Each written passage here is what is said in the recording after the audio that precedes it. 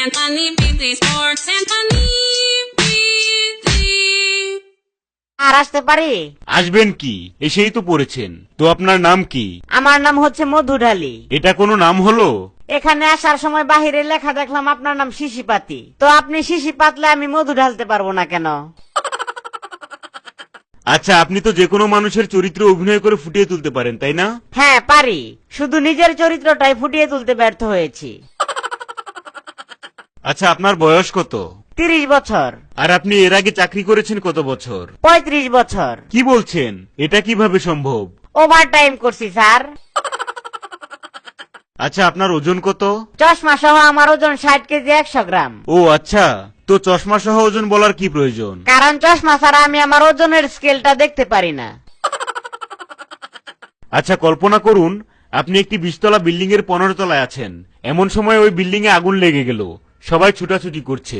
ঠিক এই সময় আপনি কি করবেন? কি আর করব, তখন আমি কল্পনা করা বন্ধ করে দেব।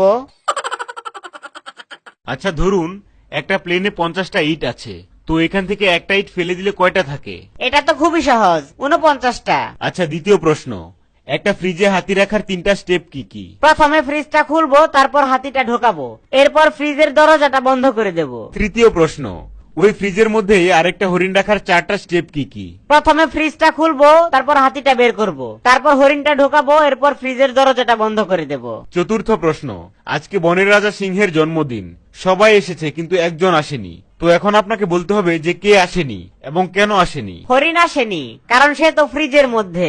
পঞ্চম প্রশ্ন, একটা লোক একটা কুমির ভর্তি খাল সাঁতরে পার হলো, কিন্তু তার কোনো ক্ষতিই হলো না, সেটা কিভাবে সম্ভব? কারণ খালের মধ্যে যতগুলা কুমির ছিল সবগুলা সিংহের জন্মদিনে চলে গেছে। এবার শেষ প্রশ্ন, তারপরে ওই লোকটি মারা গেলেন, এখন আপনাকে বলতে হবে ওই লোকটি কিভাবে মারা গেলেন। তাইলে মনে হয় উনি খালের পানিতে ডুবে মারা গেছে। না, আপনার উত্তর ভুল হয়েছে।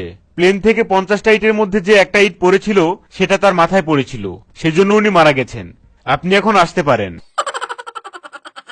আচ্ছা, ধরুন আপনি রেল লাইনের কাছে বসে আছেন, হঠাৎ আপনি দেখলেন রেল লাইনের কোনো এক জায়গায় ভাঙা। ঠিক এই সময় একটা দ্রুতগামী ট্রেনও আসছে, এখন তো ট্রেনটা থামানো দরকার, তো এর জন্য আপনি কি করবেন? তখন আমি লাল নিশান উড়াবো। যদি রাতের বেলা হয়? তাহলে লাল আলো দেখাবো। আর যদি আপনার কাছে লাল আলো না থাকে তাহলে কি করবেন? তাহলে আমি আমার বোনকে ডাকবো। কেন, আপনার বোন এসে কি করবে? কিছুই করবে না, ওর অনেক দিনের শখ একটা ট্রেন অ্যাক্সিডেন্ট দেখবো। আচ্ছা, আপনার বাড়ি কোথায়? স্যার, ফাইলে যেটা লেখা আছে ওইটাই। আমি আপনার মুখেই শুনতে চাই। মানুষের মুখের কথায় বিশ্বাস করতে নাই স্যার। আচ্ছা, আপনার বাড়ি কোথায়? ঘোড়ামারা। আপনার জেলা কোথায়? ভেড়ামারা।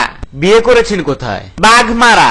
আচ্ছা, আপনি ভ্রমণ করেছেন কোথায় কোথায়? বাগেরহাট, ছাগলনাইয়া, বান্দরবান, গাইবান্ধা, হাতিবান্ধা, চিলমারি, বোয়ালমারি, আর হইতেছে। আচ্ছা, থাক থাক, আর বলতে হবে না। আপনি তো পুরো ন্যাশনাল জিওগ্রাফি ঘুরে ফেলেছেন।